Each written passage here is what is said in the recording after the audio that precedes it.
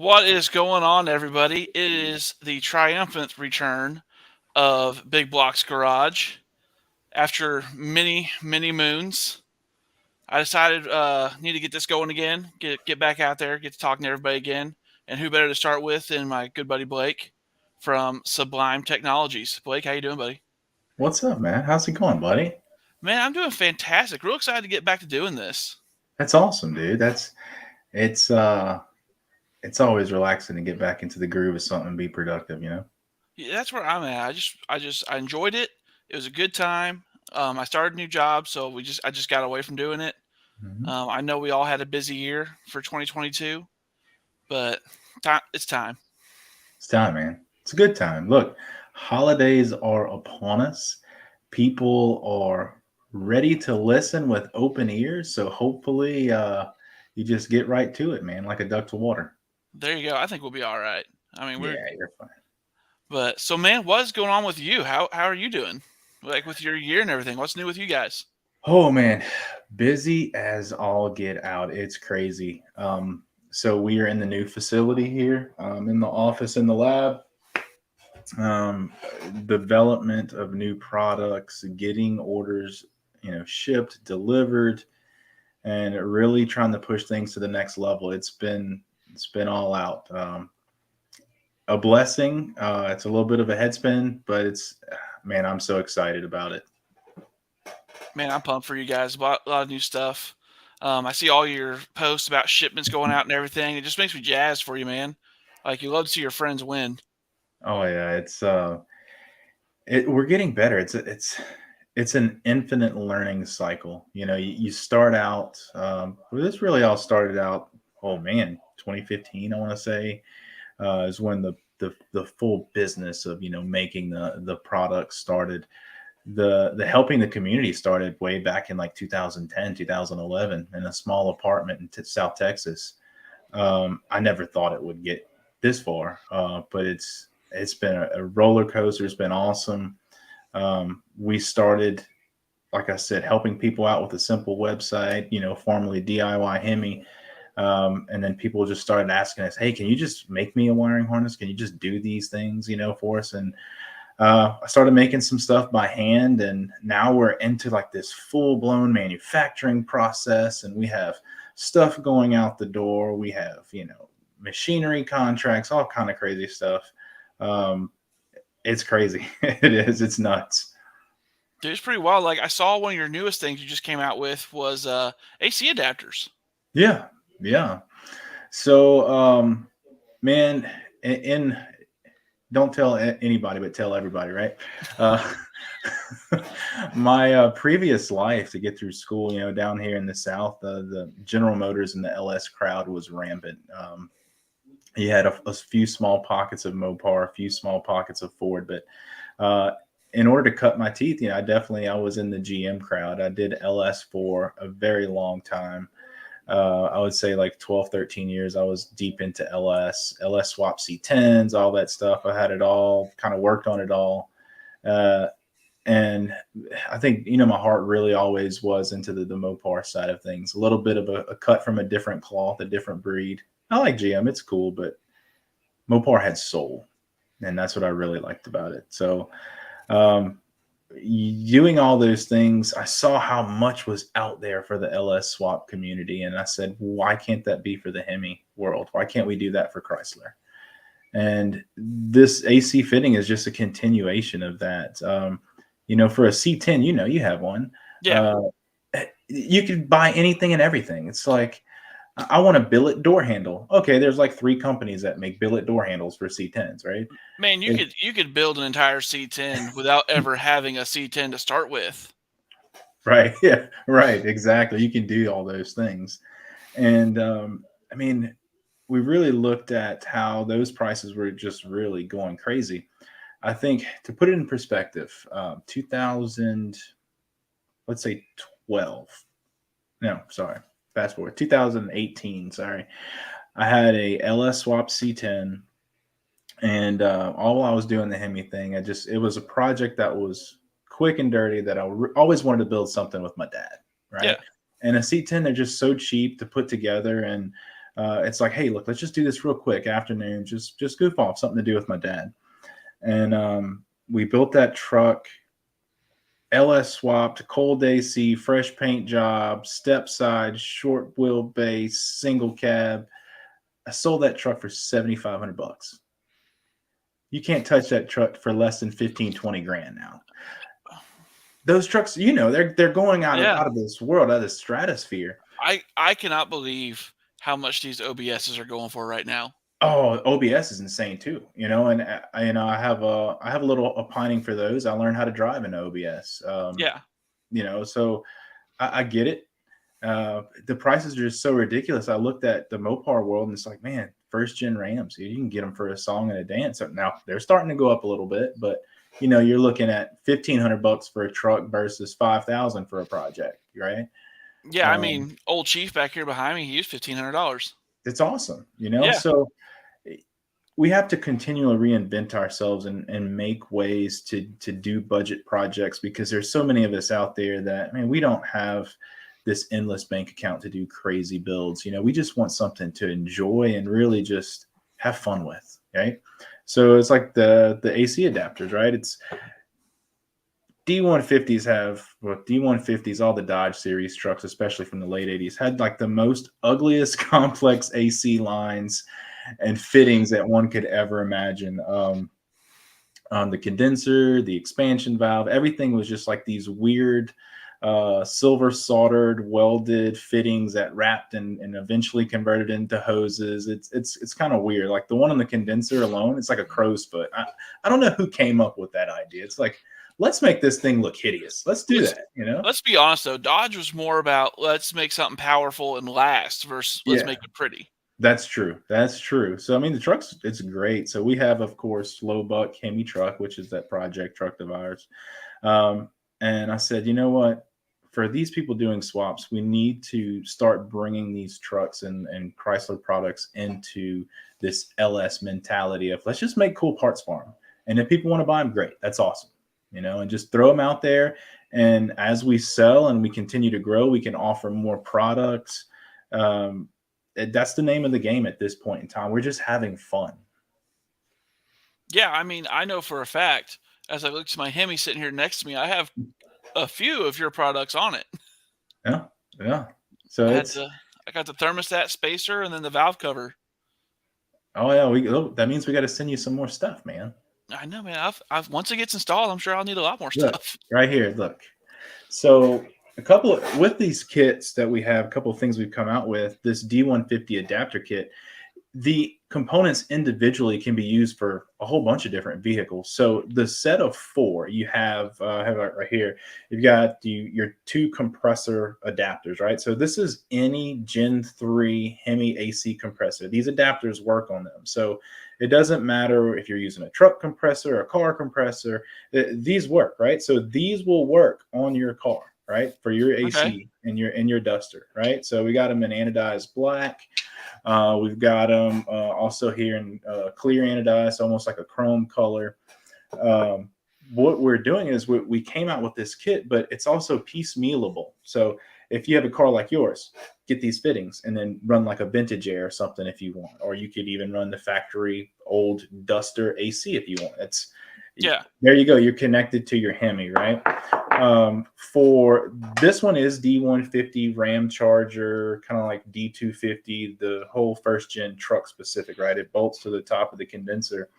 But this one, the expansion valve right here, I'm showing you guys, this expansion valve was used on, gosh, like every single Chrysler product from like 74 to like 2003. This will work on a Prowler. I dig it.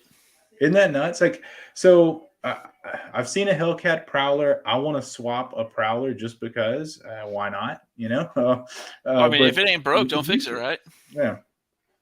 Anyway, but that's just some of the little things, man. And we wanted to make it good quality product. I mean, look, we can go and try to piecemeal some stuff from either Amazon or you can go overseas. But there are some pitfalls, things that we didn't like in the fitting specifically. So that's why we created them. We're like, hey, people need good stuff, right? Right. You look at this one. Let's like take the compressor fittings for example.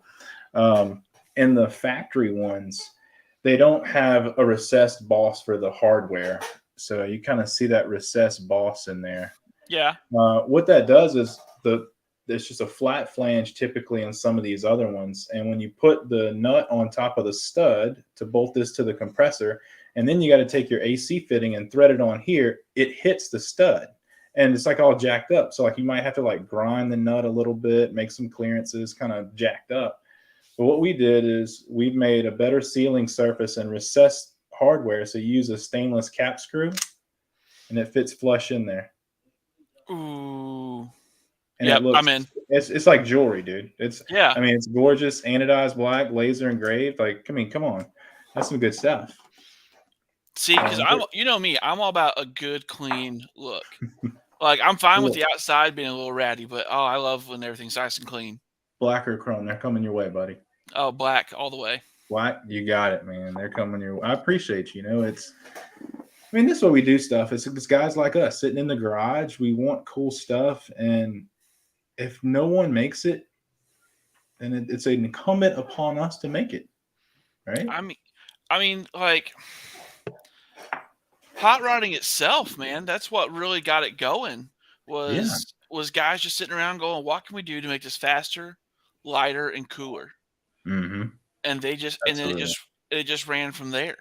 Like get a little off topic, but like cafe racers, motorcycles, and Yeah. stuff like that. Those were GIs coming home from the wars, and they wanted a different kind of motorcycle, like they saw in Italy. So they started chopping down Harleys and everything. That's it.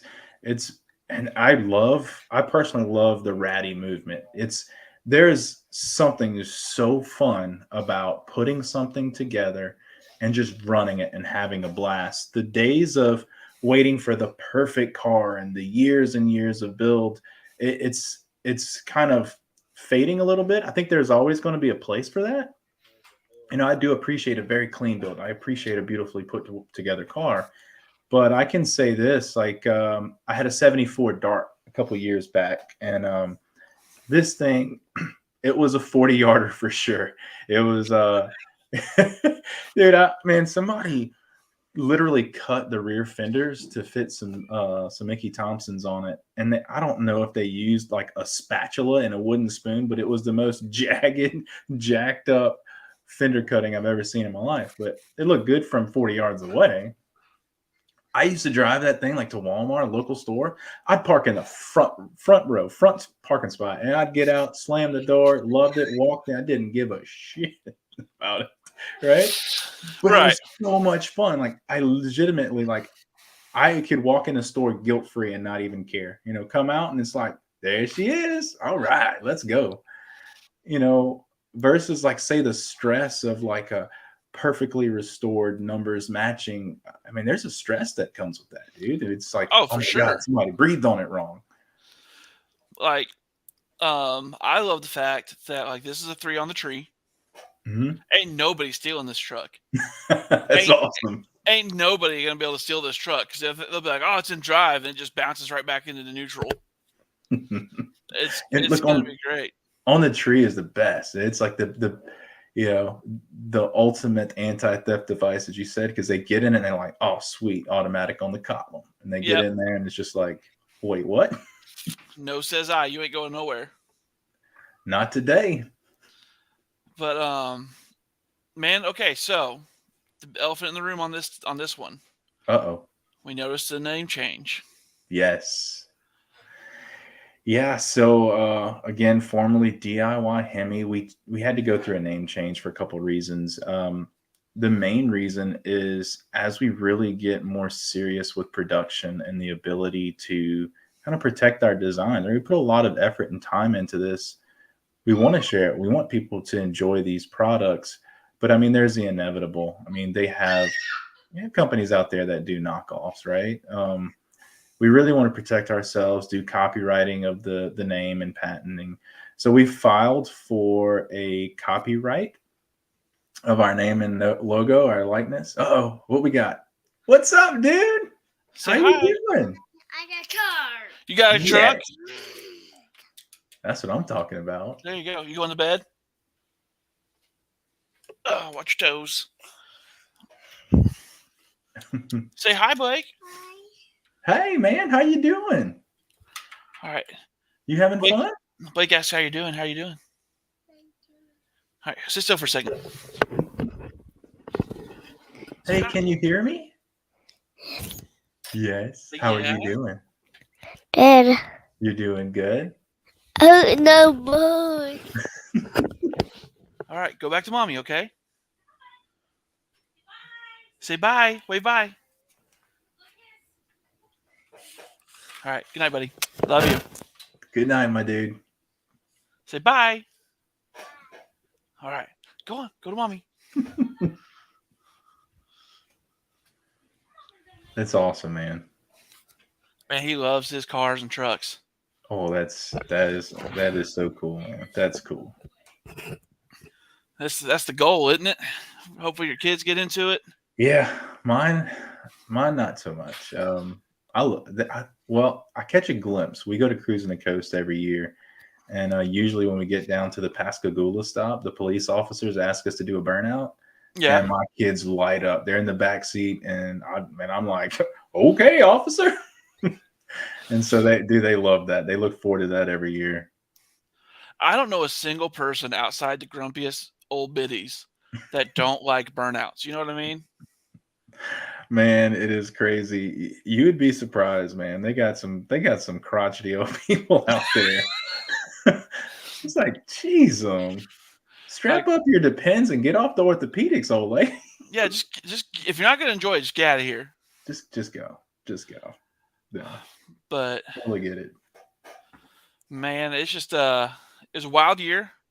Hmm. I was super bummed out. We didn't get to hang out at Mo Party, but you guys had a lot going on, and it's just basically me and Chris.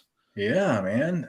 Wanted to be there so bad. Looked like you guys had an absolute blast out there. Bro, I'm not gonna lie, I was dead by the time we were done. Like Chris is a slave driver, and I hope he's watching so he hears me say that. Um, He's motivated. he's very motivated. It was a good time, man. I had a blast. I will say I learned a lot about what kind of content to aim for and what Hmm. kind of content to get. Because I mean, I feel like I do a pretty decent job at getting good photos Yeah. and putting stuff together. But as far as like what to actually look for to get that people want to see, I don't so much know. I just like to put out what I like and hope other Hmm. people like it. Chris, on the other hand, he's got a pretty good finger on the pulse for that. So Really. he was aiming in the right direction. He goes, "This is kind of what people like. They want like a quick walk around, um, and everything." He goes, "Get your shots, get photos, Mhm. make it like a 15, 30 second reel, and then there you go. Bob's your uncle on it, and then just post each car individually." Yeah, I'll tell you what, man. What I really admire about him is his ability to look at the information behind the scenes, right? So he actually goes back and he analyzes his footage, and he'll say, let's take shorts or reels, for example, and he'll say, okay, of the last 15 I posted, X1 and Y1 over here had, absorbent amount more of interactions and hits than these other two, and he dissects them and really looks deeply into what he's done and tries to mimic it, and he's progressing. It's crazy. It's like a mad scientist behind the camera and Yeah, behind the computer screen with like analytics, seeing what's popular, what people really enjoy, and then making it happen, going forward. man, I've said from the get go, I am more of a behind the scenes kind of guy.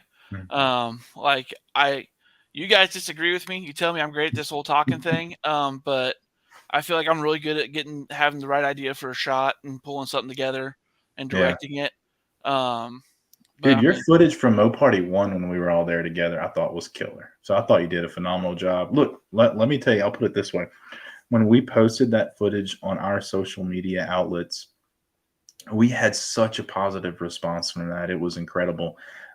We saw an immediate jump in subscribers, followers. It was crazy. It was unreal. I was very excited with the work that you guys put out in the first Mo Party. man, I appreciate that. Thank you. No, it's I warranted, man. Oh, dude, I'd have to say one of my favorite shots I've ever gotten was your CUDA doing the drive-by when we were on our way to the last day. Oh man, that was a good one. And did I ever tell you that I found out what was up with the car that week? Wasn't it bad spark plugs? Bad No. spark plugs, Oh, dude. yeah, it It was was bad spark plugs. Yeah. it was bad spark plugs. That was it. um, yeah, I had the engine sitting around forever, and I'd ran it, just around the yard. But when I really got on it to drive it in a spirited way, it just was running funky. Um, and literally, it was a set of spark plugs, and it was right as rain. So, oh man, we were racking our brains that whole weekend about it, but it was still just a blast just to be there with you guys and drive it. Man, I can tell you right now, I don't think I laughed as much as I did that weekend with you guys when we were in the Airbnb. So, a little bit of backstory for the folks. There was about what 5 of us stacked up in this Yeah. little two bedroom, 3 bedroom Airbnb that I'd found, and we all just converged. It was me, Blake, the Mopar Hunter, Mike, Chris Maddox, one of my co-hosts for Mad Fro Monroe, and we Mhm. just all piled up in this house for a weekend in Kentucky, and just had a time. Like we just had a blast. We were giggling, we were laughing like schoolgirls. Oh, dude. Blake and them thought they were gonna prank me with a haunted doll, and I locked my door and proved them wrong. Oh man, you got us. We wanted to real bad. That would have been fun. That would have been fun. You'd have seen a mat-sized hole in the wall. Oh man, that was good times though. Yeah, I was so excited to see from your guys' content how much it had grown and continued to go on.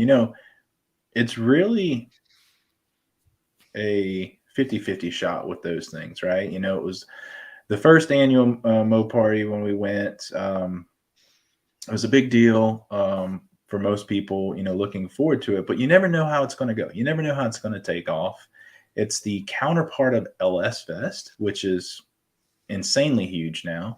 So you Yeah. think, well, it's got a good shot. But when you actually see from your friends how much it has grown in just a year's time, it's incredible. I'm excited about what's going to happen next year. So there was some give and take this year when we were there. Really? The car show part was a lot bigger. They obviously added the off-road rally course, Yeah. and that was Hmm. doing fair. I wouldn't say it was a huge success yet for Mo Party, but it was doing pretty fair.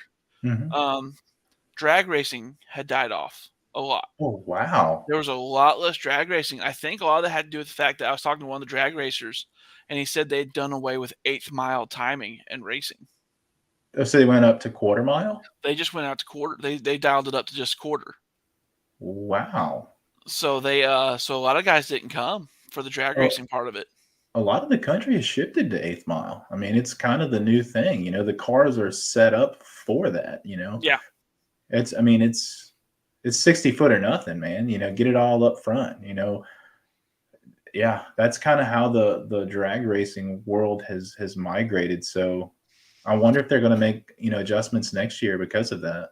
I hope so. Because I mean, that was one of my favorite parts was the drag racing, just chilling and watching the drag racing and Hmm. getting some burnout footage, and then launch footage. Some of my best shots from Mo Party One was launches, Hmm. getting the wheelies caught just right with the tires rolled and crinkled up and everything. I mean, they were just good shots. I think Max got a bunch of those. I got a bunch of those.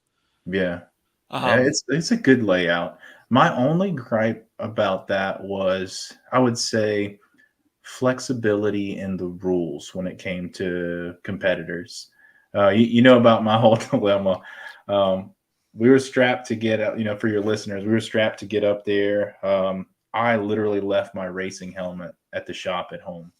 And when I got there, we had the grand champion competitor package. I think it was. It's like you can autocross, you can drag race, you do the 30-mile reliability cruise, you do the car show, kind of like the whole package, right? yeah, So I remember the first day I go to Tech In and everything was fine. I get my package and they say, okay, Tech is around back at drag. So I went to the drag area and he looked at my package, the tech inspector there, and he says, oh no, you're a grand competitor. You have to go tech in at autocross. Autocross is a more stringent stringent check-in, a tech inspection. Okay, no problem. I go over there, and the first thing the guy asks me is, "Hey, where's your helmet?" And I'm like, at that point, it dawns on me, and I'm literally just like, oh, I can visualize it in my mind, sitting in the shop, like almost whimpering that I left it behind. Right? Like I can visualize that.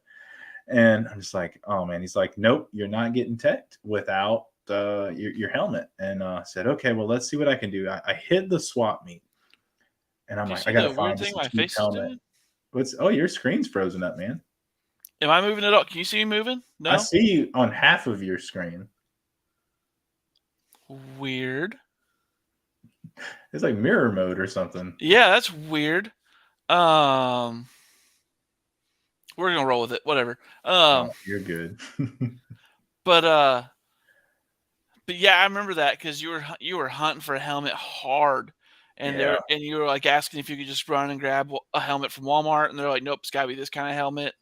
Yeah. And the only ones there were like $600 or something like that. Like it Oh, was, they're pretty expensive. I think the cheapest was like 450, and in the grand scheme of things, a Snell rated helmet, or something, competition rated. I mean, that's about what they go for. It's just the fact of the matter of I was looking at it this way, and in my background, I'm a numbers guy. Is I would literally pay like $500 for 4 passes. It's like yeah, $100 a pass. I'm like, it doesn't make sense to me, right? doesn't We add even up. went, yeah, we went to the local Harley dealership, just anywhere to try to find a helmet for a reasonable price. And then maybe around lunchtime, I said, you know what? Forget it. I'll just drag race the car, because drag racing, if you're sub 13s, you don't need, if you're faster than a 13, sorry, you don't need a helmet, right? It's slow, considered slow, I guess. So I'm like, well, maybe I'll just feather it and just run a pass. And if they tell me something, then okay, I'll just not race again, or find another means. But they legitimately would not let me tech in at drag racing because I was a grand competitor package. I said, okay, strip that away from me. Just consider me a drag racer now. I just want to make a clean pass. I'd never made a pass with the car at that point in time. And they refused. They would not let me make a pass because I bought that package. That was my only gripe. Well, that and the decal taking the paint off the car. But Yeah. Oh, yeah. I remember that when you sent me that message, and I was like, I was heartbroken for you. I don't know if they made those stickers out of kryptonite and stainless steel or what, but that was insane. Yeah, I know the paint on the car is old, but when you peel a sticker off of the car that you had just applied 2 days before, and paint literally comes off with it, I mean, it was incredible. I almost had to get like vice grips to pull this sticker off the car. That's how adhered it was. It was nuts. That's wild, man. And so other side, I had to get the heat gun out, slowly heat it, and I was able to get it off with no damage. But I still have a Mo Party decal on the driver's side covering the missing paint. I mean, it's not funny, But but it it's is. kind of funny. No, it's funny. It is. I mean, look, laugh about it. It's not a perfect car, and that's what I love about it. Is, dude, it's got scratches, it's got dings, the paint's 50 years old. Whatever, man. I love that whole thing about just run it and just have fun with it. I mean, it's a good lesson to learn because I didn't learn that lesson fast enough. And here we are with my Duster looking like Swiss cheese because I started cutting quarter panels and everything so I could fix rust. No, that's fine. Look, you're getting there, man. It's your dream car. And look, you got Chief behind you too. Chief is going to be stout, man. Oh, I'm so excited for Chief. He goes next month to get the Crown Vic front end finished up, Oh, nice, and then doing a rear axle flip. nice. So, what's the total drop on it going to be? I'm not sure yet. Like a lot of guys I've seen that do this, they get like 2 to 3 inches, if not more. Huh? That's what she said. Yeah, exactly.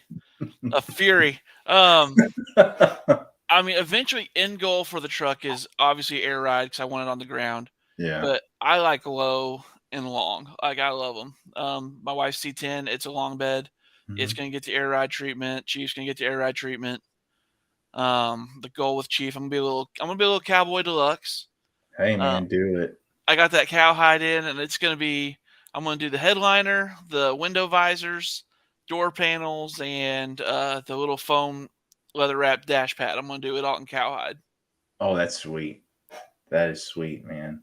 I look the Swepties got that's a soft spot for me, man. I love those things, and I used to be one of the I hate to say it, I used to be one of those short bed or no bed, right? But Yeah. man, the long beds are really growing on me, and a trend that I think we saw at Mo Party, and it was just starting to evolve with the long beds, is the swapping of the bed for a utility bed. Hmm. So a utility bed dropped low, air ride. Oh, that or say like a ladder rack in the back of a long bed just kind of gives it that chill work truck vibe, but also like an awesome cruiser, if that makes sense. Oh no, I get it. Like literally, you just get off work and like, I'm gonna go cruise now. Exactly. And dude, don't even get me started on artwork on the doors, like like such and such speed shop or something like that. I love that hand painted doors with the old distressed logo. That's my jam. See, I need to find a guy that can do Big Block's garage on the door because it's You got to got it. happen. You got it, man. Like in a It's got to distressed happen. white to match the top half of the truck. Oh yeah. Oh, dude, that's well. I've looked at it quite a bit. I thought about doing it on Lowbuck, and I'm like, look, I am not the world's best artist, so there has to be a way we can fake it, right? Like, it has to be a way I can cheat. Some guys, Stencils. Have you some seen guys I've that? seen, yeah, they use stencils and they use an acrylic paint, but then it washes off. And there's got to be a way to do it with paint that sticks. So what I've seen them do is they'll do like a stencil, and they have this. I forgot what the brand is. I can see it in my mind. It's got a yellow label on it. It's like a pinstriping paint, right? Yeah, Um, what they'll do is they'll take like a 1 inch wide brush, and they'll just go over the stencil, just brush it back and forth to give it that hand brushed paint look, right? And it'll have high and low spots just naturally because it's brushed on paint, right? yeah, They'll let it dry, peel the stencil, come back with sandpaper, hit the whole thing, and like a lot of the low spots will kind of just fade away, and the high spots will have enough paint to stick, and it looks distressed.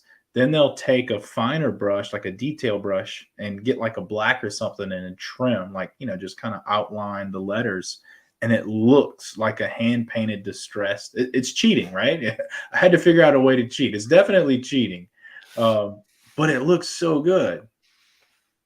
I can dig it, man. Yeah, I gotta get some shop lettering. I know a guy that knows a guy that knows a guy, obviously, but I mean, like, I would love to. My goal is I'm trying to do as much as I can myself.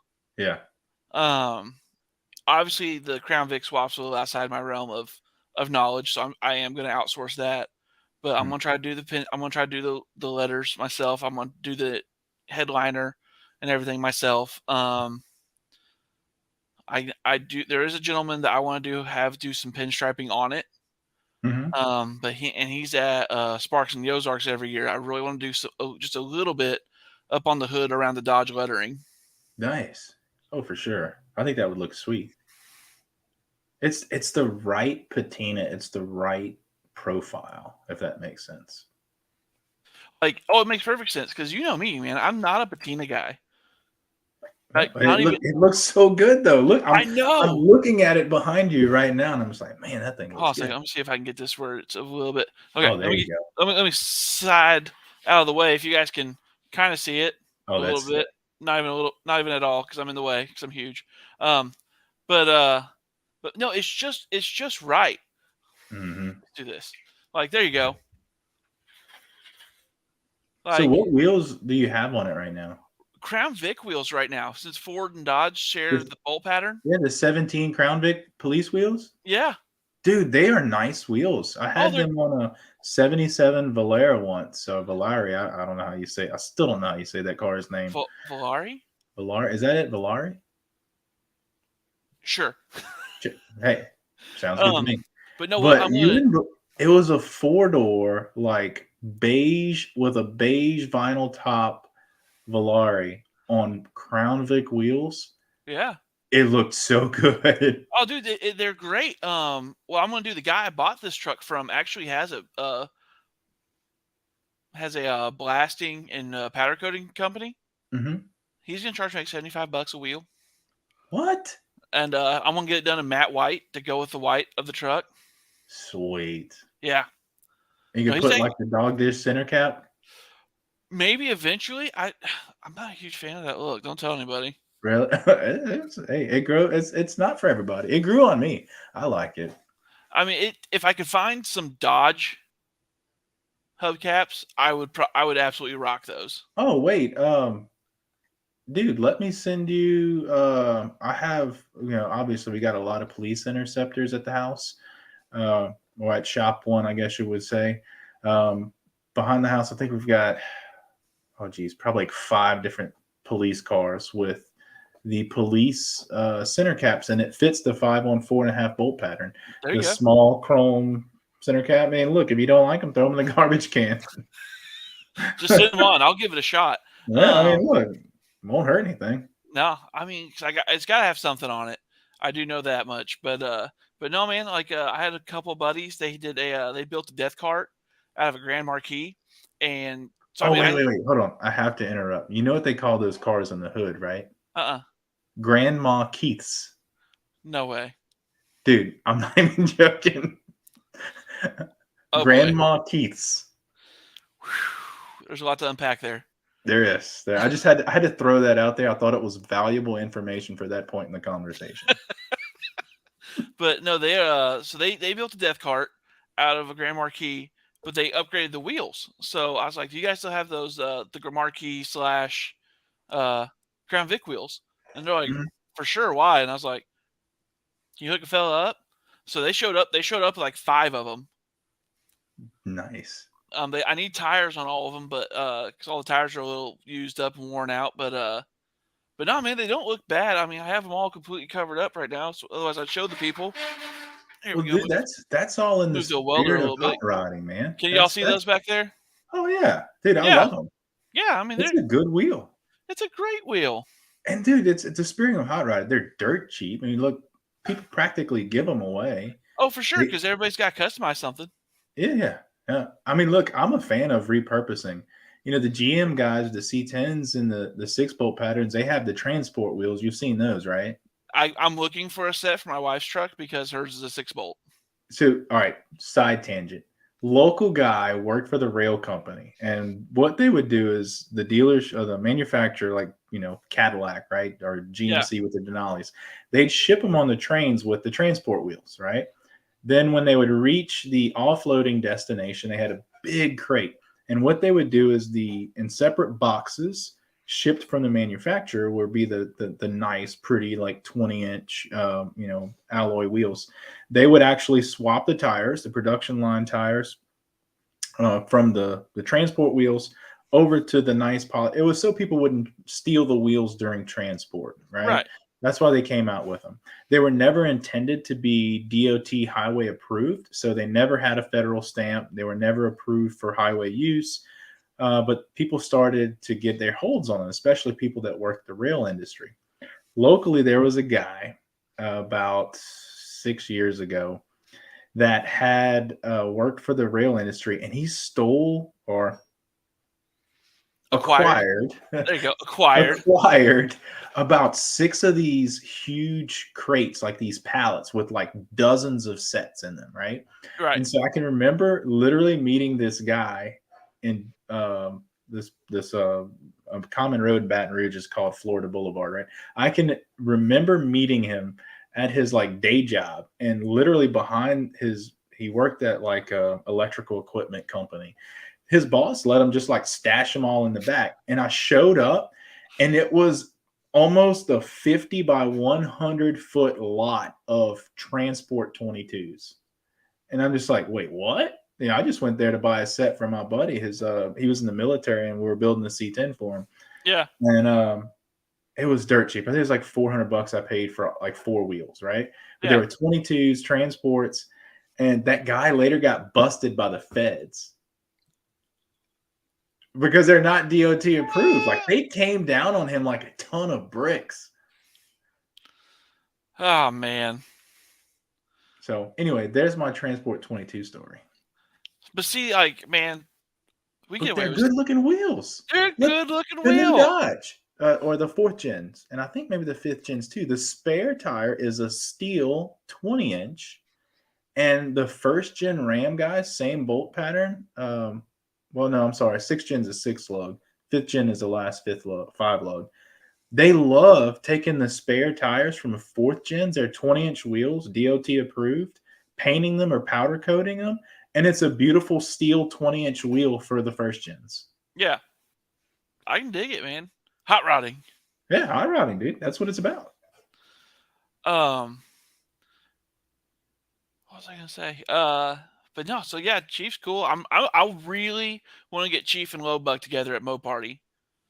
You got to, man. We gots to. We got to. Look, we've been working on it pretty good here lately. Last night I did digging into so we got the prototype spec harness for the Jeep engines, and Yeah, that's what's in Lowbuck. So that's going to be going into production soon. It runs, it yard drives. The only thing I had left to do was wire up the electric fans and the brake switch so the torque converter would lock and unlock on the 5-speed automatic. So I went through all this trouble last night. Most people in our swaps, we use the brake switch from say like 2003 through 2008, 2009 pickup trucks, Dodge pickup trucks, and Jeep vehicles. Works really well. It has the right breakaway set of wires, right? So the switch functions properly for modern Chrysler transmissions.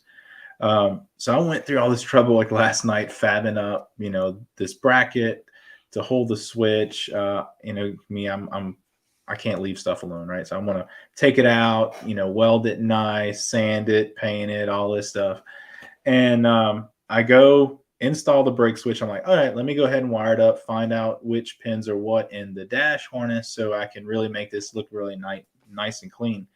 And I pull up the wiring diagram for the D150, and I shit you not, the brake switch that was factory in this truck would have worked perfectly without me having to do a thing. And I'm just like, you got to be kidding me. I did all that work and I could have just left it alone.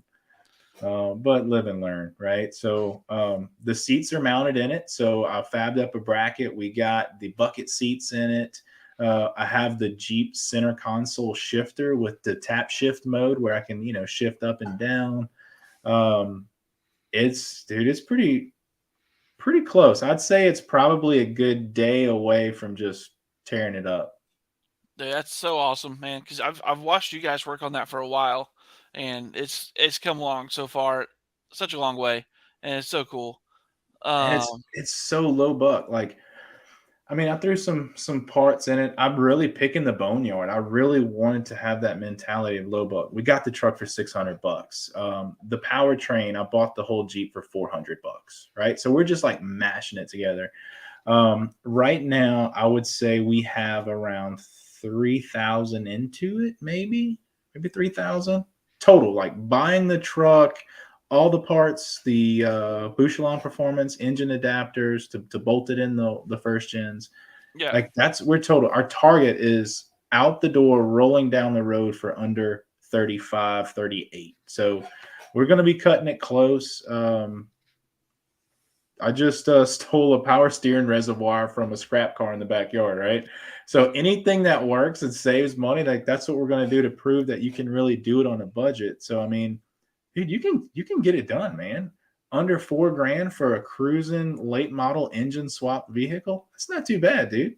no, I'd say it's pretty stellar. Because I mean, that used to be LS's claim to fame, that like Yeah. you could get it done for 2 to 3 grand, Yep. and just go about your day. So and everybody's always like, oh well, it's Mopar, so it's gonna be more expensive. No, no, No, not anymore, man. And there's so much skepticism about it, and there's so much like misinformation, right? It's like, oh, it's everything's ridiculous and it's super complicated. I'm gonna let everyone know right now, the modern Mopar is almost identical to an LS in operation. It's insane. Like you use some of the same exact components when it comes to fuel systems, when it comes to wiring these suckers up. It is so close that you would swear they probably came from the same manufacturer? When I was putting my Hemi together, I was putting it together with two LS guys, Mhm. and they were convinced I got swindled and bought an LS block as I was putting it together. Right? They were convinced. They're like, "Dude, are you sure you didn't buy an LS?" And I was like, "It's got 5.7 stamped on the side, guys. It's a Hemi." But yeah, they were convinced until they saw the heads and the pistons. They're like, they were convinced I'd bought Yeah. a LS block. And I just don't understand. Well, I guess I do. Maybe people fear what they do not know, what they're not exposed to. But if you look, it is just like the LS in the regard of production numbers. I mean, so many trucks, so many cars, so many SUVs came with Hemis, five Yeah, sevens mostly. But you find now, I mean, with people wrecking Hellcats and and Scat Packs left and right, doing their whipping in the intersections there. God, Uh, I hate that. I know it gives I'm us not all a a bad fan. rap. It does. But look, I tell you what though, when I see these fails where they hit a telephone pole, my ears perk up and I'm like the seagull on Finding Nemo. I'm like, fart out? Like what you My gonna do with that 6'4"? I what can you have that? like? I'll give it You a know? good home. I'll $50. give it a good home. I mean, just it's crazy stuff. Look, we had a customer here recently um that said, look, I want to swap my 5.7 late model Ram. He had a 2018 Ram. I want to swap it to a 6.4 liter. I mean, it's just like doing a 6 liter swap in the GM world. Like it's unbolt one, bolt the other one in, and just give it a little tune to match the new displacement. Like it's that easy. And get this, brand new crate 6.4 long block from Mopar from the dealership with my account, less than $5,000. Well, before taxes, right? And Yeah, that included the core charge, a $700 core charge. He had a 5.7 he couldn't send in as a core because it's not a 6.4. yeah. If you had a core like a boat anchor with a block and with a window in the side of the block, you could be under $5,000 for a long block 500 horsepower engine. That's insane. Don't you tempt me with a good time now, Blake. It's nuts. I mean, like, look, taxes and core charge add stuff to that, so you're in the five range, but still 500 horsepower. Let's call it under $6,000, dude. You can't build a small block with all the machine work required, the stroker kits, all that for that cost. No, you can't. Not anymore, for sure. No, a Like this came four-weight out. stroker is going to cost you like $10,000 all said and done, and it might make 450. Yeah, my Hemi build came out cheaper than it was going to cost me to build the 318 I had for my Duster. Yeah, absolutely. I mean, but even the 5.7, people pick on it, but and the truck variants more recently, like you look at the Eagle engines, 395 horsepower. Let's call it 400. 400 horsepower for a junkyard engine. That's more than the 5.7 LS ever put out, Yeah, right? You had your LS6s, those variants, they put out 405 in the later years. Your LS2s made more, but we're talking year for year.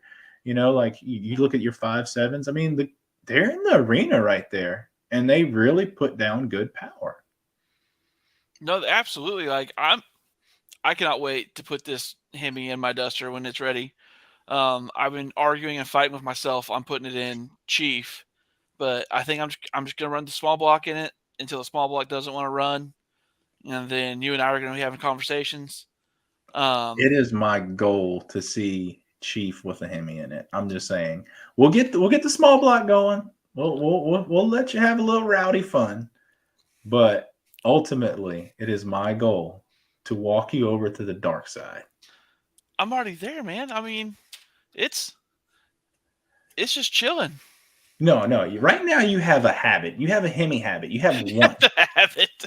You have a habit, right? If you want to reach addiction status, you need it in like everything, I right? did try to talk my wife and let me Hemi swap her C10. She was not happy. I'm okay with that. She's like, nobody does that. And I was like, exactly. Hello. Holly makes mounts for it now. They sure do. That's what I I'm said. just saying. She really either wants me to leave the big block in it, because I mean it does have a bored out 461. Hey, dude, because I it's went power I to you, went man. I went ham because people were like, "Oh yeah, we can do this real easy," and then no one showed up to help. Oh man, dude, big blocks are fun. I enjoy them.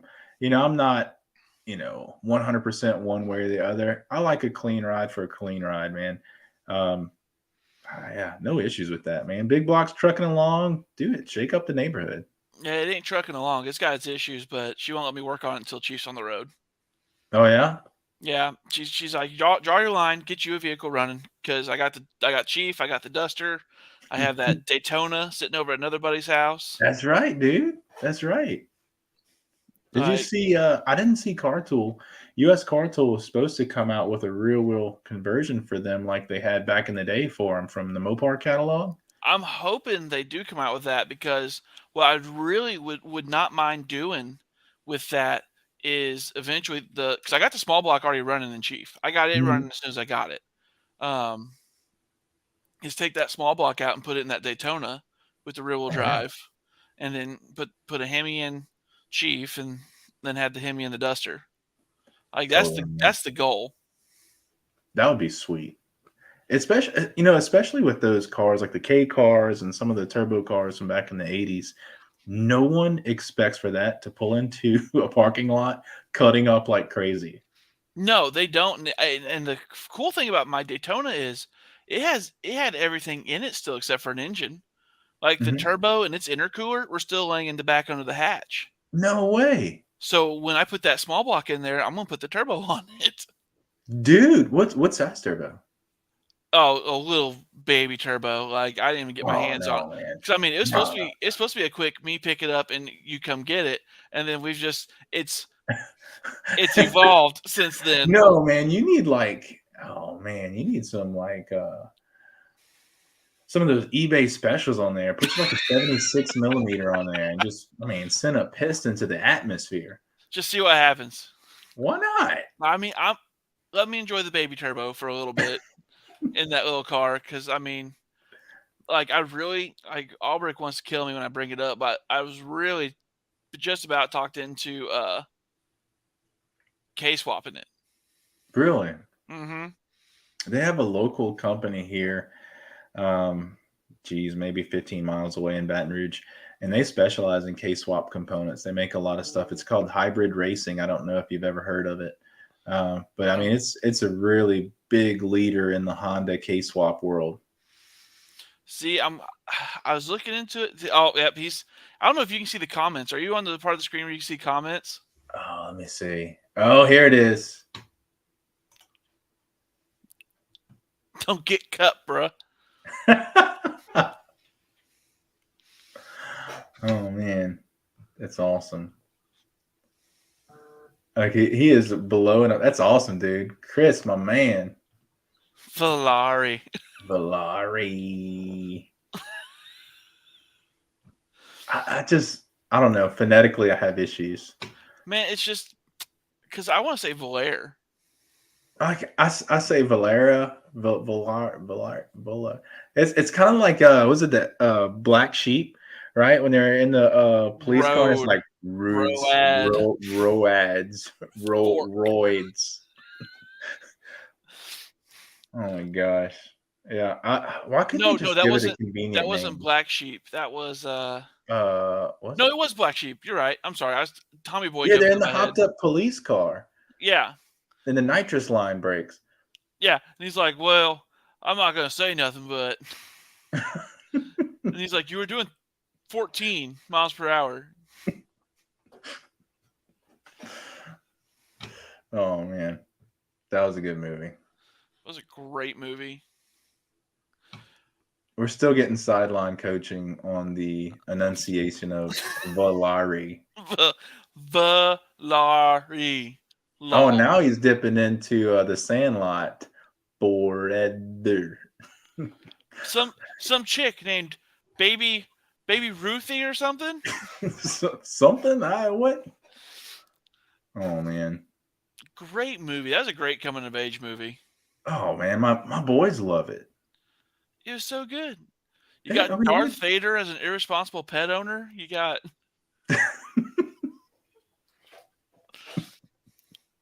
Dude, but it's one of those movies, man. You can't watch the sequels. They should have done sequels. That's the problem. Oh, they did. I know they did, but they shouldn't have. Is is what I mean. Speaking of sequels, dude, you see all these new 426 variants now available from Mopar? No. Mopar. Yeah, Mopar. man. So it was at SEMA. They unveiled kind of like the new parts of the Mopar catalog. Mm-hmm. And you know how was it 2 years ago? They had the Elephant, right? It was the Yeah. big deal. 426 aluminum, 3 liters supercharged, small block Hemi, Gen 3 Hemi, 1,000 horsepower. Well, now there are 4 Elephants in the catalog. Okay. So 2 of them are not 426 cubic inches. 2 of them are just, I think, still 396 cubic inch, but they have the larger volume displacement blowers of the Elephant, like the 3 liter, I forgot whatever the specific displacement is, but the larger volume blowers on it, right? And I think so. You start out with kind of like red eye type horsepower. You got like your base red eye powered like 790, 800-ish horsepower. Then they have that's an iron block, right? So it's not Yeah. an aluminum block. The next 326 gets a little bit of a bump. It's like 1,000 horsepower. E85 compatible. Shut up. Yeah. And then they have the two what I call the real Elephant variables, which are the 426 cubic inches aluminum block, and one of them is stupid crazy, and it's E85 as well. And then they came out with the 1,500 horsepower Elephant. Dang. I saw that one. I Yeah. did see So, that one. but in the catalog, there's 4, if not, maybe it's 5. There's 4, if not 5, blown crate engines that you can buy now from Chrysler. See, I'm really glad that happened because I was like we were all discussing it That's a in good our sequel. in our group. That's a great sequel because we were all discussing with them doing away with the Hemi cars. So, what's your take on this 7th car that they haven't unveiled yet? Well, I really thought the last one would have been the Black Ghost, but they already did that one. Mm-hmm. I don't know, man. I don't know why they're dragging it out. Like they should have already announced it. Reports. So it was supposed to be released at SEMA. Okay. That was the word on the streets, as we say in Baton Rouge. But Tim Kuniskis reportedly said that they had to delay its introduction because they kept popping the powertrain. Listening to a couple media outlets, a couple different, speculators, if you will, they think that, and I believe this makes sense, given that Chrysler Mopar has these 5 or 4 new versions of the Elephant, they're thinking that this secret sauce they're trying to really whip up in this production car is like this 1,100 horsepower E85 Hellcat. Okay. I can get behind that. So, one that's in the catalog, they've developed it. They're planning to sell it aftermarket. And they're having problems with E85. I think that has some weight to it, right? Because you literally can travel anywhere in the continental United States, fill up on E85, and who knows what you're going to get. You might get 75%. You might get, I've seen as low as like 45, 50%, like stuff that'll totally do damage, right? Just junk. You might get over 85%. You don't know, people roll around and go to fuel pumps with little test tubes in their pocket to see what the actual alcohol content is. It's nuts, right? So I could see how something as dramatic as a big spike in fuel octane could cause an engine to pop at that horsepower rating. Oh, for sure. Like that could definitely be the issue. Like I mean, I have a hard time trusting the E85. I've known a few people that've had it and they swear by it, but like you were just saying, you never really know what you're going to get because at the same time they're like, yeah, it's cheaper, but they got worse fuel economy. Well, the whole thing is octane rating. Yeah. So E85 has a really good octane. It's super high, right? You look at your efficiency, as you said, your fuel mileage is in the crapper, but you can run cooler. You can really push more horsepower out of E85. But the reliability there, I mean, I don't trust going down to the local filling station and having legitimate fuel. I just don't. It's not stable at this point. Yeah. I will agree with that. Yeah. But yeah, so this last one is supposed to be a whiz bang from Chrysler from Mopar Dodge. I I think if they don't get it out soon, and when I mean soon, I would say by the end of the year, clock's ticking. Man, I think they might just scrap the project altogether. I mean, it's possible because I like we've said, it should have already been done by now. Like Mhm. they should have had this dialed in and figured out before they started unveiling cars on this. Yeah, we talked about this during the displays of those things, right? Yeah, I mean, a lot of them are sticker packages, and people are paying through the nose for these vinyl stickers. Um, it's almost insulting if I yes, if I'm going to be yes. honest, as a pretty diehard Mopar fan, it's almost insulting that they're like, well, we're going to do away with the cars that you love, Hmm. and we're going to come out with some special editions, and there's going to be nothing different about them except for some sticker packages and paint colors. Hmm. Pretty much. I mean, It's a kick in the face, really. and that they have a sweet parts bin, man. Yeah, Okay, look, you've got the 1320, right? Which has a lot of parts sourced from the Demon. I really think in these new packages, the only one with any sort of merit behind it is the Super B, right? They yeah, never made kind of like the 1320 or the drag racing variant of the Charger, but it's all there. It's basically the same platform in the Super B that they came out with, this special edition. You've got the 1320 or the Demon wheels, right? The actual drag pack type set wheels.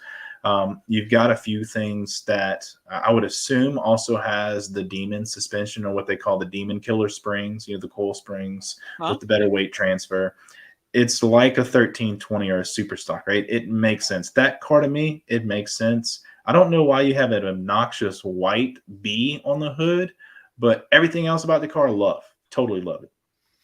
But you look at like the King Daytona, you look at the Ghost, right? The Black Ghost. It is just stickers, man. It's a jailbreak with some stickers on it, and really nothing much more than that. So the only thing that's going to really differentiate it is, I would say, okay, maybe the VIN number and the dash plaque, right? Yeah, That's the only differentiator. Um, you're not going to see any distinguishable way, I would say, to separate those years down the line, right? If one were to be painted over or decals removed off of it, sitting on the lot, you would not be able to tell it from just a straight up Hellcat, right? So that's disappointing. They had such a cool part spin. You would think they could have done something a little better, right? So heck, strap a demon blower or do more advancements. A pulley, just do pulleys. Do a pulley on a red eye and some demon springs and track pack wheels, and well, there you go, right? So yeah. you don't have to engineer all these new components for a platform that's going away. I don't think anybody with a business mind would do that. But man, you got a better box of Legos to pick from than what you picked. Oh, for sure. Like I said, I mean, and like Chris just said, they're playing with our emotions. Mm. I think the only one worth a darn that they came out with out of all these special editions is the Black Ghost. Really? And I have to say that just because I love the story of the Black Ghost. I think it would have been a little bit cooler to really dig deeper on that one. And what I mean by that is, all right, year one has introduced 20-inch Mopar rally wheels for modern Mopars, Hmm. right? Yeah, Get linked up with them, put modern sized Mopar traditional rally wheels. So it has the look and the appearance of the Black Ghost, right? That's the wheels it has on there. Put those on absolutely. there, right?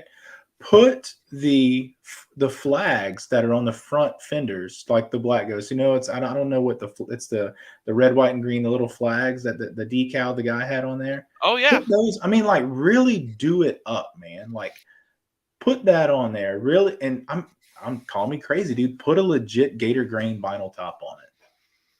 dude. I mean, exactly. I'm with you. Like they had all the components to make this a truly legendary special edition, and Mhm. it fell short. But man, it's such a cool story. Oh Like yes, it is. It's imagine legendary. imagine uncovering your dad's car in the garage and you take it out to a local show, and then all of a sudden you're flooded by old school street racers, and you're like, this car beat me so much. Right. And your dad, who's a cop, was out illegally street racing and dominating and would just disappear like a legend. Well, that Like, adds to the mysticism. Think about that, right? So obviously, I mean, he couldn't get caught, right? He's law right. enforcement. So his lifestyle and his enjoyment of that car created this mysticism and this aura around it, right? So, obviously with his daytime job, he couldn't get caught drag racing. That would have been wicked bad for his career, right? So it created this mysticism and it's an urban legend, really is what it is, right? It's an urban legend and it's grown to proportions. They had it in a glass capsule at Washington D.C. Monument, right? What is it? It got entered into the Congress Library. Really? Yeah. Wasn't it near the Smithsonian or something too? I think it was. I think it was on display there, but the car itself is now in the Library of Congress. That's insane. So, all right. So, as that guy's son who owns the car now, I think Stellantis needs to do a solid and give him serial number 1 of the Black Ghost edition. They should. I mean, considering that they're selling cars off the legend of his dad's car Oh, wouldn't that be and his insane? dad's work. That's insane. Like, how much of an honor would that be? It'd be. I would. I mean, I think he would be just emotionally a wreck from it. Right. And it's like, also, how do you place value on that, right? So, you look at some special editions in the past. Think of like the Bullet Edition Mustangs, right? So there were in the reiterations from Ford, they did, I think it was maybe 2001 when they first kind of did this commemorative Bullet Edition Mustang. A really close friend of mine who's a police officer had one, and he would just tell me just the unique properties about it. It's like, look, the quarter glass windows were actually different for a Bullet Mustang than a regular GT to mimic the fastback of the day, right? So there are these small features. They really did good job paying commemorative, homage to Yeah. what it was. But the family, I think it was like one of Steve McQueen's children or something like that, actually received one of the special editions, right?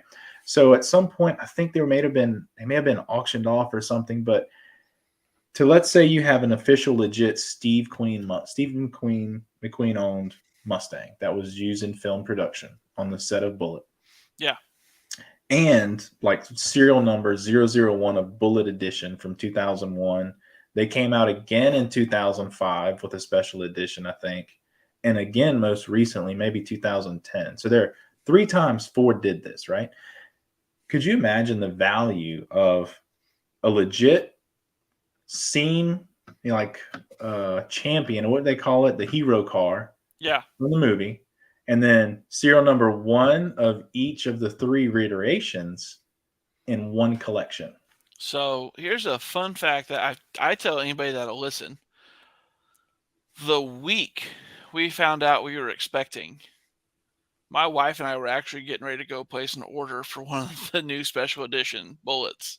Really? That's awesome. We were going to go that weekend and place an order for it because she loved the color and the car itself. I was a huge Steve McQueen fan. I loved the movie. And so I was like, yeah, let's get the Bullet. Let's do it. That dark Highland green. Mm-hmm. It's a nice color, it's man. a good color. But then we got the pregnancy test, and here we are. Wouldn't trade it for nothing. Not at but all. Not but one bit, man. we were this close to having a bullet. But that's it's all about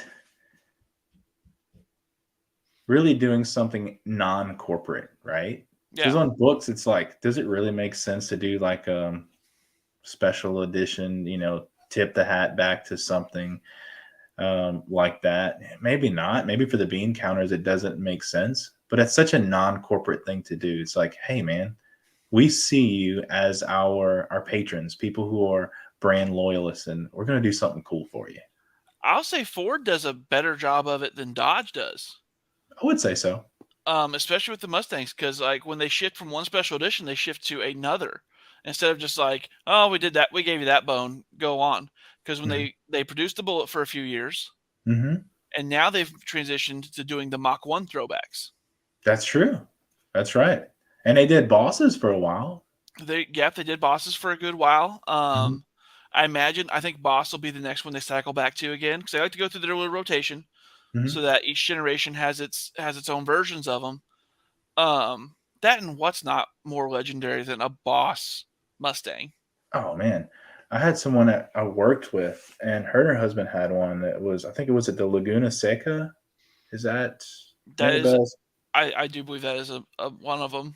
I'm not super versed in the Ford world, but it was, I mean, it was a straight up track car, dude. It was cool. It handled, and they entered it in SCCA competitions. They did great with it. I thought it was very admirable that they're going to do that. And I think may it have been a Boss iteration where they legit were like, yep, no AC, just like the original Boss race car. And it's like, wait, what? In Yep. modern day, that is bold.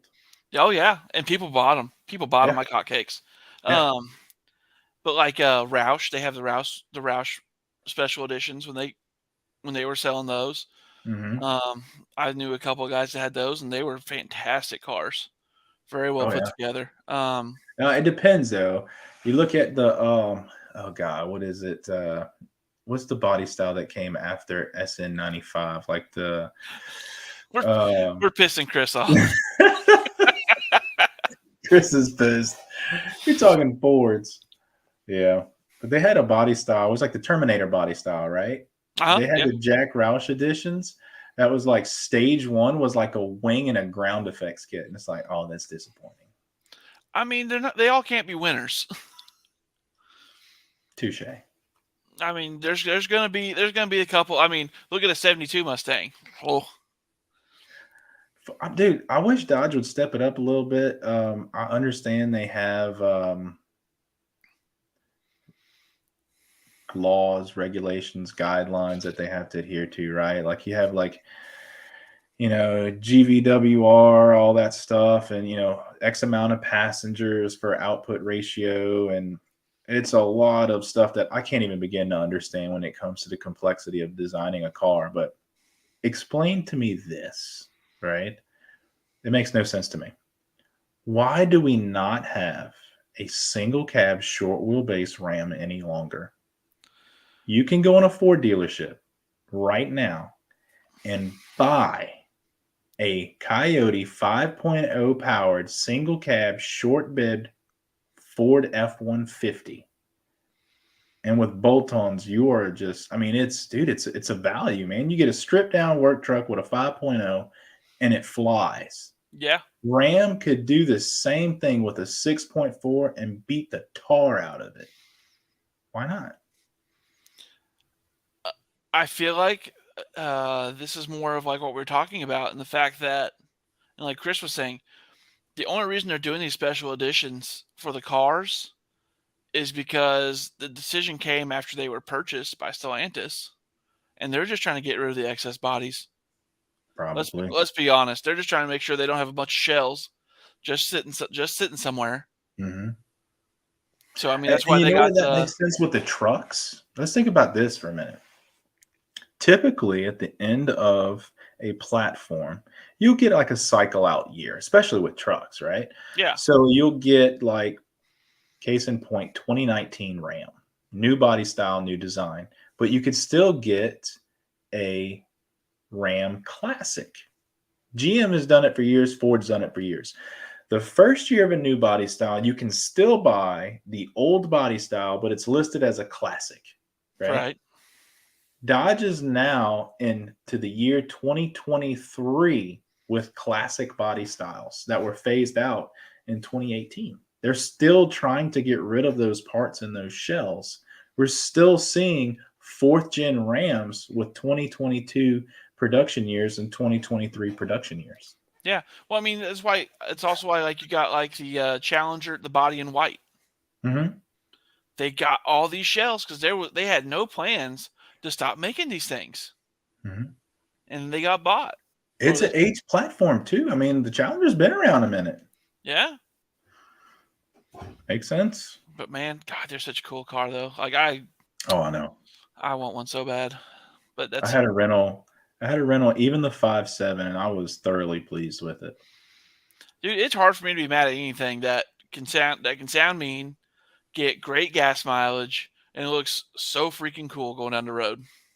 Oh God, yeah, they It's hard. nailed it, man. It's They hard to be nailed it. mad about it. Like they killed it with the Challenger, and then like I said, for them to go out like they are with these sticker packages. I mean, it doesn't disappointed. I think that's the only word I got for it. It's disappointed. But I think the tides are turning here, Matt.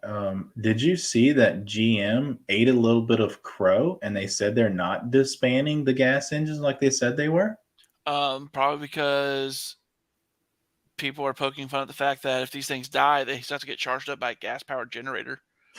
Probably. I mean, but yeah, no, you're absolutely correct. They did eat some crow. But you know what they tried to do? I'm a little bit of a gamer. Like I'm not like one of those hardcore guys, but like I play Call of Duty and stuff every now and then. The new Call of Duty, in order to marketing campaign, they got the Call of Duty guys to work in the electric Hummers. What? It's a vehicle you can jump into on the maps and drive it around, and it has a battery and everything. And when it blows up, it Yeah. has like a. So I mean, I'm not anti EV. If it works and people want to drive it, by all means, Mhm. that's their thing. Drive what you want to drive. Like that's the Do problem. Is you like do? everybody thinks just because you don't want it, you're anti it. No, Yeah. it's not my cup of tea. I don't want it. So, but you're more than welcome to drive what you want to drive. Just leave me alone with my old shit boxes, and you can't tell me mine's worse on the environment than yours. That's it, man. Look, I'm the same way. Like, do you have fun? By all means. It's not something that I'm overly impressed with at the moment. Yeah, it's cool. Like they got Teslas running insane numbers at the track, doing all this crazy stuff. But I'm a driver at heart. And what I mean by that is the driving experience, the road feel, and the ability to go long distances in a sprint are extremely important to me. Right. Power tour, driving up to Mo Party, going to these events, seeing the roads, the 2-lane blacktops of this country. You really cannot feasibly do that with an EV yet. It may get there one day, no problem. Cool. But I know that I can hop in my car and drive up to Pennsylvania if I wanted to without ever stopping for anything but beef jerky and a pee break. Yep. So did you see where like I try to keep up on the electric vehicle stuff. There was a couple that bought the Ford Lightning, Mm-hmm. and it cost them they went and picked up a camper. It ended up costing them $500 to get that camper home in charging fees because it did not have the battery life promised when towing. It's like 100-mile range when towing a Yeah, decent weight. like it was It's next not to much at all. no. So but they were not told that. They were told they got decent tow range, Mm-hmm. but yeah, it cost them like $500 to get home. On top of it being a $120,000 truck. Yeah, like I'd be So, pissed. I think it's 100 at least, and then the dealer markups are just like everybody else right now. They're Well, through the roof. Ford drew a line in the sand and told their dealerships to quit marking stuff up after the Bronco fiascos. Wow, they actually sacked up a little bit. Yeah, they actually told them they're going to move away from the dealership platform and they're just going to sell directly.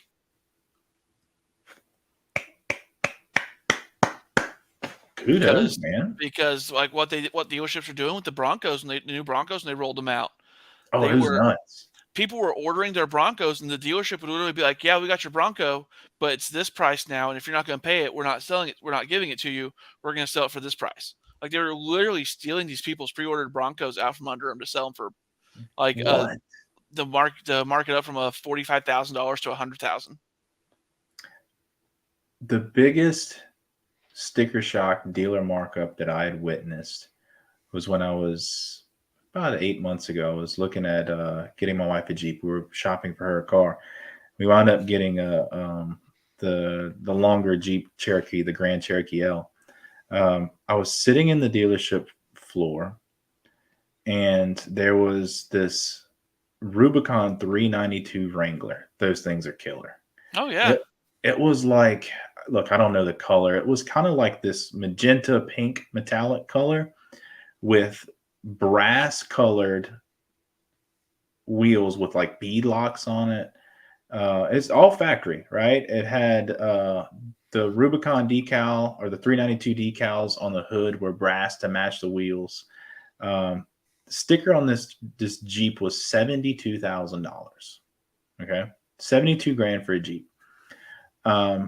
A guy walks in legitimately, looks over at the Jeep, and he asks, "Can I speak to the manager?"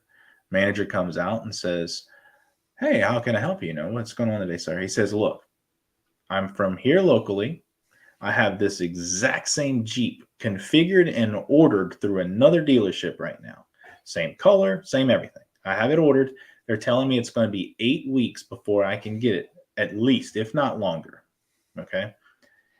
He says, "I will give you," I think it was like, sticker was 72. He's like, "I'll give you 72 for it right now. I'll give you sticker price. No questions asked for it right now. I just don't want to wait 8 weeks." Man, I can't even speak tonight.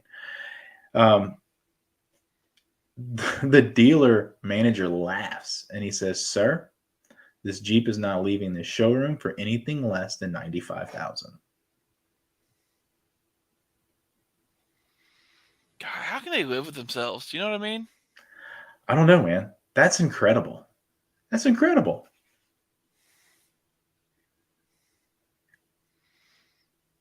Dude, it's outrageous. Like the fact what they want for these cars, but like at the same time, see, I have a '99 4Runner, one of the third gens. Mm-hmm. I did not even know those things were collectible. Oh my gosh. People love those things. I did not know a third gen was like the model people want. Did Oh not yeah. know. Did not know. And I was like looking for, because I'm really thinking about getting into dabbling and overlanding a little bit. Like I Mm-hmm. really just like the way it looks. Looks like it's a good way to get out with the family. You get like Just a Australian accent and put another shrimp on the bobby. oh, don't worry, it'll be there in A little bit there. Get a little full dingo. full tilt. I'll even be like, that's not a knife. But so I got to looking up parts and stuff, and then like a for sale page for these forerunners popped Yeah. up. Like mine has 330,000 miles on it. Runs like a top. Runs great. Oh yeah. But these guys were selling these things for $20,000 to $30,000. Oh dude, it's crazy. I was like, shut the Around front college door. campuses, people are obsessed with them. Yeah, I did not realize the third gen was the desirable one. Like I Oh figured yeah. it'd be one of the newer ones, but nope, third gen's where it's at. It's like the aftermarket support for them is still growing. I mean, if you want like to do the whole overland lift, the bumpers, the rear mount racks with the good the fuel can containers, all that stuff, dude, it's out there, and Oh yeah. probably any configuration you could dream of. Like I was just blown away. I was like, okay, well I guess I made the right choice in hanging on to this one. Oh yeah, Yeah, I did not realize that they were the collectible ones. they are. And, They're yeah, I got to reading. absolutely. It was the year. It was the year they made them a hair bigger, made them a little bit more comfortable, but they were still small enough to be great trail rigs. Mm-hmm. So I was like, cool. Well, there we go. Now that being said, I'd still want to do like a overlanding Ram Charger. Oh yeah, I want to. Weird. I want a trail duster some kind of bad. Those things are so hard to find. Bro, there was a few of them at Mo Party this year. Really? Oh, you'd have been drooling. They were Oh, beautiful. I would be. Man, it's the same thing, dude. Like, I think really Dodge even got lazy with the VIN numbers. Like, there's no designation. There's no difference in a Plymouth Trail Duster and a Dodge Ram Charger. Like, you would never know, bro, right? it's for me. I'd want a trail duster just because it's Plymouth. I'm more of a Plymouth guy than a Dodge guy. Right. Me too. Same thing. And look, it's stupid. Some years they literally popped the Dodge logo off the hood and slapped Plymouth on there, and that was the only difference, right? The steering wheel had a Plymouth emblem instead of a Dodge, like a Pentastar, right? It was like what was it Bro, back they got in the? lazy. They got lazy there for a little bit, and even the Plymouth thing was just a Pentastar. They were like my Plymouth Duster has the Pentastar on one of the fenders. Oh yeah, yeah. Well, I knew back then that was a big thing for the Chrysler Pentastars. But I'm Yeah, talking about like in some of the years in the early '90s. I didn't know this till we were chatting the other day. They made the Trail Duster all the way till like 80 or 81. they made them for a good minute. It's I just they didn't didn't. realize that. It's just for some reason there's just not a lot of them on the market. Oh, They're oh hard to man, find. I had one here local. I had a little 3-inch lift on it. It was black and white. Had a 360 in it with a 3 on the floor. Guy, nice. guy wanted like $5,000 for it. Rust I, issues? Not really. It's Huh. pretty clean. I about went and bought it just because it was such a good deal. Jeez. Trail Duster with a 10 grill, man. Mm, Yep, I'm with you. And a Hemi swap. gotta. Got to do it. It'll happen one day. I'd be happy with a Ram Charger. Like my dad had a few Ram Chargers when I was growing up. So I mean, I would love a Trail Duster, but I'll take it for what I can find. We had a 90. It was like the last couple of years, a 91, I think. Ram Charger that we bought for like $500. It had blown head gaskets on it. A friend and I scooped it up to just kind of flip it. We just really like to play with cars and then just sell them when we're done with them. That one, to me, it's all about the removable top on the Ram Chargers. And like when you get into the sub 81, like after that, it's just kind of like, oh man, I wish it had a removable top. Right? Like there was just something about popping the top off that thing and Well, you just say that like it was easy. Oh my god, those things are heavy. Like, look, it's awesome. I love a hey, removable top, but but but you're Blake not popping anything off. You're also getting though, like a crane and a rig. I need you to think about this. I am like 4 times your size.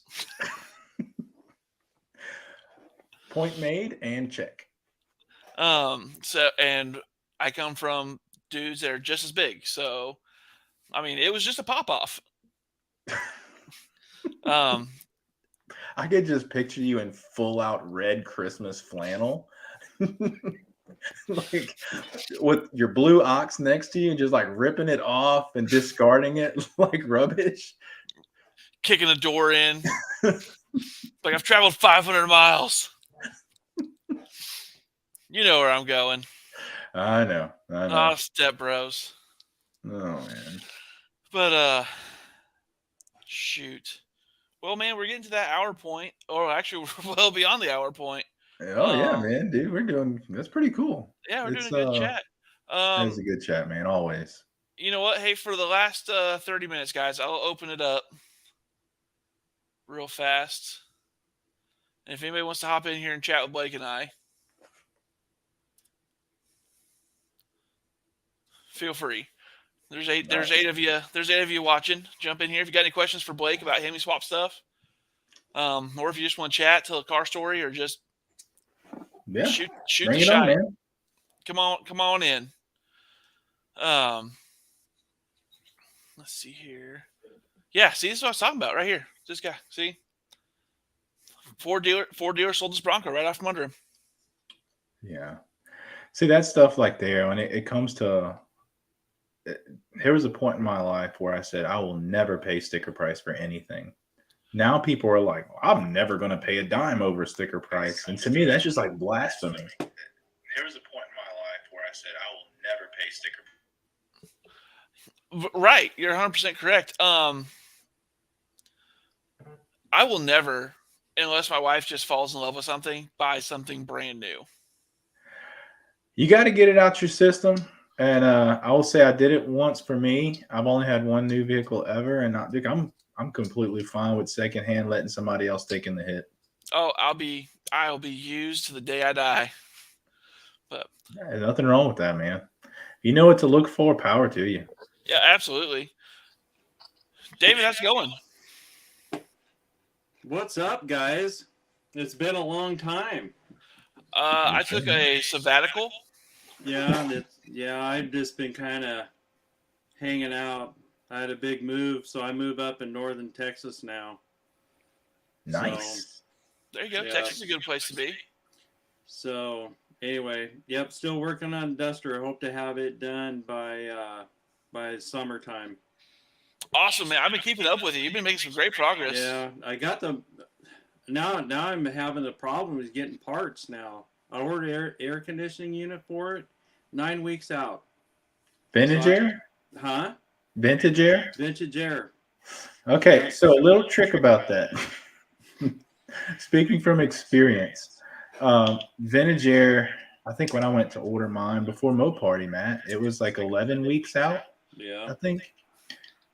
Seriously, go look at Jegs and Summit. They have a lot of stock there instead of buying it direct from Vintage Air. Really? Oh, yeah. So I was able to, believe it or not, I found a kit for my car on, it was on Amazon or eBay of all places. It was someone who had a couple kits, and I think it actually wound up being from Summit. And my car, here was a difficult situation. My car was a non-AC car, but it had the 26-inch radiator that most AC cars come with, right? Yeah. So when you order an AC kit from Vintage Air for a non-AC car, it comes with a 19-inch radiator condenser. Right. Right. So what I actually did, but it was only kit available. So I bought that kit, and then I was able to buy just the 26-inch condenser kit directly from Summit for like $120. Right. And boom, I had a full kit without having to wait 8 weeks. Yeah. So give them a shot. Check them out. Don't go direct through Vintage Air, I would say. All the part numbers, get your part numbers together and go look on Summit's website, and you'll probably be able to piece one together and get it in a couple days. Yeah, because right now I've got the motors in the engine bay, and so what I'm trying to do is get stuff mocked up, get everything, get all my fuel lines, my brake lines. I want to get the AC unit, I'll get everything mocked up, and then I'll pull everything out and then finish up the body and do the paint, and then go ahead and mount everything back in. But man, it was just like, it was like January. It's bad. So even interior. I don't know. Are you past the interior phase? no, I actually got the seat covers. I need to order the door cards, order the carpet, the headliner and stuff. That stuff's still pretty readily available. Well, that's good. My car, my back seat is roached. It's like sun-dried, crusty vinyl. Right. I did the front seats, and at the time, I don't know why I didn't do the back. All of the upholstery guys for the back seat cover are like 42 weeks out. It's nuts. And it's nuts. Is that legendary? That's legendary. That's even PUI, which is, the Right. cheaper brand. All of them are that long out, and it's nothing spectacular. It's not like a metallic gold seat cover for a Fury out of 1973, like something rare. It is literally a standard black Barracuda back seat. Right. I ordered mine from, I think it's not my Mopar. They're actually out of Canada. Oh. And they had them in stock. And I think it's part of PG Classic. Mm-hmm. So, okay. And they actually had it in stock. I mean, I was surprised because I thought I was going to look for a lead time, but no, it's like I got the email and then, oh yeah, it's shipped already. And go like, okay, wow, this is cool. I'm gonna have to check that out. Yeah. So anyway, I've got to get door cards yet, and then get the carpet and the headliner, and order all the gaskets and everything like that. But So what year is your car? it's a 70. 70? Okay. So you Yeah. got the metal door uppers, right? Yes. And the Yep. metal rear sail windows. I would call them Yep. the pop out windows. You got all that wraparounds in metal. Yep. Here's something that's pretty neat. I don't know if you knew about it, but I did the headliner in my car with the bows and everything, and it takes time. You can get it, no big deal. Right. When I did my Dart, I had a 74 Dart. In the later years, they had hard headliners. Right. They had a one-piece headliner in those. Yeah. So now, if you go on Rock Auto of all places, you Yeah. can get an ABS backed hard headliner, not foam, not cardboard, ABS backed. So really durable stuff, and ships to your door. Throw it up there with one person even, and you never have to worry about it sagging or Right. being bent out of shape. So it might be, and it's cheap. It was like $140 for the whole thing. Yeah. So I don't know, just food for thought. Yeah, that should fit too. Yeah. So that's where I'm at. I mean, it's like it says, I'm redoing the wire harness and stuff. I decided I'm gonna make my own wire harness. So the fortunate thing is down in Mansfield, Texas, down south of here, they have Mauser Electronics. Oh yes, I know them very well. I get stuff in 2 days.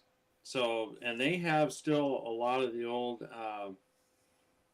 Packard fittings and all that stuff because I kind of want to keep the original bulkhead fitting, keep that, and so I was able to get that, get the fittings and all that stuff. I was able to source all the sockets and everything for the tail lights and everything. There's another company that carries that stuff. So that's a great resource, and the prices are very reasonable. yes, Some of those connectors are like 10 cents a piece. I know. Yeah. Yeah. What I would say though is right now, if there's anything that you are having difficulty with, MMH, you can really only buy these harnesses through year one. They have some sort of agreement. They're like the most accurate Mopar reproduction wiring harnesses that I've found. During the Christmas holidays, every year they have a massive sale on MMH wiring harnesses. So if there's something that you're just really having a hard time let's say it's not even worth your time to piece together. If you have like a trunk light harness or a tail end harness, it goes to the tail lamps up to that connector kind of behind the quarter panel. It might be like $30 or $20, and it's just like, oh geez, man, I don't even have to put the labor in for that. I could just buy an off the shelf plug and play direct replacement. So I would check them out too for anything you have difficulties with. Yeah, and that's actually part of the off of the steering column because they got the two connector bodies on there. I mean, one you can get, one Herb's Parts actually carries it, but then there's the other one. Actually, I think that's for the turn signals. Yeah. So that one you can't. I think that one comes in a harness kit. Yeah, there's some 70 specific stuff that Chrysler went through a lot of vendors back in the day. Turn signal switch is one of them. Like the 70 turn signal switch, the hazard button is like a different shape. Yes. And stuff than the 71 on. Yeah. So, yeah, it's just been part of the thing is just sourcing parts and doing all the research. And so, and then I've been, I got the factory wiring diagrams, and part of the stuff I have for work I use Bluebeam, so I've been updating my drawings on Bluebeam to nice. So I'll have a good set of wiring diagrams for it because I'm putting in that I've got electronic fuel injection, so I've got fuel pump and all that stuff, so what fuel pump are you running? Like what fuel setup? I got the Tanks Unlimited. Tanks Unlimited, yeah. Tank, and then what fuel pump that was. It'll run the Hemi. No, it's like a 340, I think, or something like that. Something like that, yeah. Yeah, that's what I have on my car. I have that same tank on my car. Um, I think it's great. Runs well. I never have a lick of trouble out of it. The coating they put on their tanks is really good. It's a durable, almost a ceramic like coating they put on those tanks. Yeah. It looks good, lasts a long time, no rust, no pitting. Yeah. Yeah, that's a good buy, man. That's solid. Yeah. So anyway, yeah, and then I decided I'm just gonna make all my own fuel lines and brake lines and everything. I just try to go in there, and I just can't spend $400, $500 on fuel lines when I can buy the stuff and bend my own. For sure. Yeah. It's just. And a big thing now is fuel compatibility, right? So even if you buy some of the braided hoses out there, with ethanol in the fuel, over time, if you don't run it often and flush fuel through it, it will start to degrade some of those subpar fuel lines, right? So by making your own hard line, you're actually eliminating a lot of potential failure points. That's smart. That's smart. The fortunate thing is actually the Tesoro station up here in Sherman actually sells non-ethanol grade fuel. Okay. So you can get it at the pump. And so do a lot of our guys, our stations around here. Yeah. Yeah. So anyway. So what engine management system are you doing for the Hemi? What year? I'm doing the Holly. Okay. So what year? Huh? What year is the engine? It's a 2009. Okay, cool. It's the VVT. Yeah. So first year of the Eagle VVT. Big Block got his before. I think about a month before I got mine. Cool. Yeah, mine's an 08. Yeah. Okay, so yours is non-VVT, right? He's got a non-VVT. So yeah, they're solid. I mean, the non-VVTs, I always say keep them cool. That's the biggest thing with the non-VVTs is the cylinder head design are a little bit prone to dropping valve seats. Just if you keep it cool, you're golden, man. That's what happened to this one. It dropped a valve. Yeah, very common. And then the VVT stuff kind of has their lobe wear issue, the cam issue. As long as you keep good maintenance and oil changes on it, eliminate debris, and just treat it right, it's gonna be fine. So hey, what'd you get for Matt? What'd you get for a radiator for yours, or have you got one yet? No, I got a 3-core aluminum from Holly. Okay. Like $300. I got a cold case. They had it down at Summit at the outlet store. Yeah. And it's for an E-body, but it's the 2-core, but it's like 3 inches thick. Oh, nice. So anyway, I'm gonna have to modify the lower rod support to fit it in there, but I typically run the Champions. I have good luck with them. I'm just really afraid of the heat, having that big thing in there in that little tiny box. Really? And not having enough airflow through it. I'm gonna have to do custom air intake for it anyway. I mean, the motor and the hood don't fit well. I put the motor in there and go like, oh crap. So I've seen someone do something. You have to put hood scoops on it. I've seen someone do something curious. I say curious, really creative with the 340 hood scoops. And having a foam gasketed seal underneath one of the hood scoop openings. I thought it was pretty trick. Yeah. So, anyway. That's cool, man. That's an exciting build. What was that, David? I said, that's what I've been doing. It's a cool build. Yeah. That is cool. So, the place I moved to up here in Sherman, so I have a 22 by 40 deep garage. Nice. So, yeah. Spacious. Very spacious. So, which is really nice. Texas, man. Texas is sweet. Yeah. I got a rotisserie coming in hot next year. Where's your car sitting? No, obviously it's not in the garage. It's outside under a car cover. Okay. Living the banished life. much to the displeasure of my HOA. Oh, yeah. Boo. Boo. Yeah. Anyway, well, good talking to you guys. Absolutely, David. It's good catching up, man. Yeah, Thanks, we'll man. I catch up appreciate later. you joining us. So, alrighty. I'll let someone else jump on. Have a good night, man. All right, you too. Bye. So I'm still here, everybody. It's just my camera decided to like full on quit working. It's all good, man. Blake, you got anything else, man? No, man. It's always fun hanging out with you, buddy. Man, I've got to come down there sometime. You're not that far away. Yeah. We'll go do something fun, man. Well, I'll trade these. You come down here, and then I'll go up there. Okay. Have you heard Albrick's crazy nonsense of him wanting to go start doing lockdowns for ghost hunting? What? He wants to start doing lockdowns, and I was like, I'm in, but I just feel like you're gonna not enjoy the experience. Wait. Okay. Total noob here. What's a lockdown? It's where you go lock yourself in for a few hours in the dark in a haunted place with a night vision camera, and that's about it. Interesting. And he's over here. He's over here like, ooh. I'm not saying no. I mean, Not you saying got no.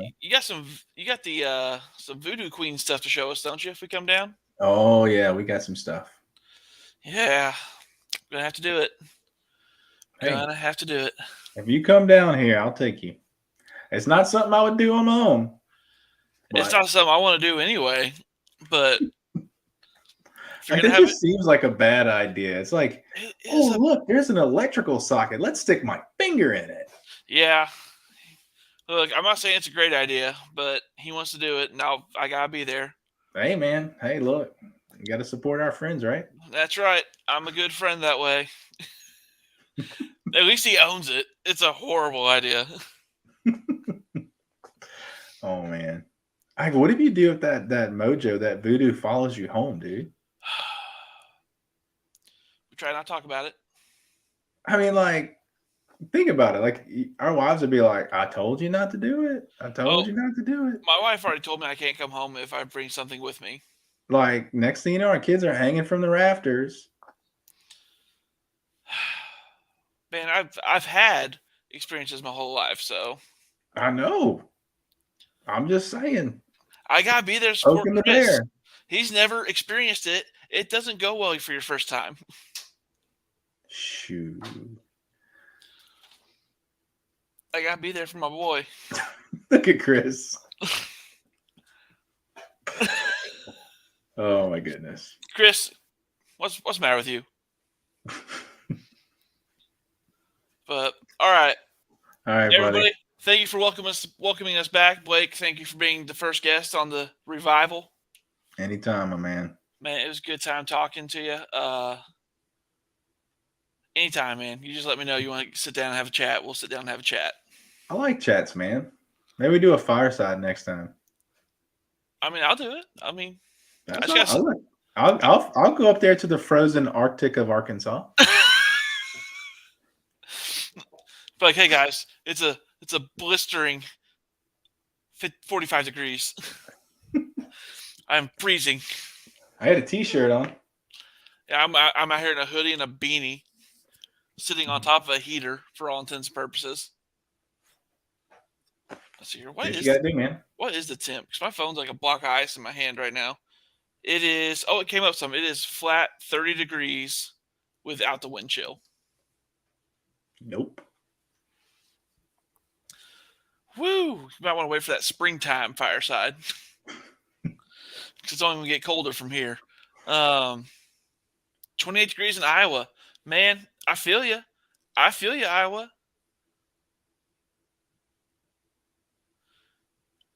No, I'm good. That's a noble cause, Chris. Noble cause. But, Blake, I appreciate you, man. Good luck on everything. You too, man. Thank you so much, man. I appreciate you, buddy. Absolutely, man. Everybody, thank you for tuning in. Y'all have a great night.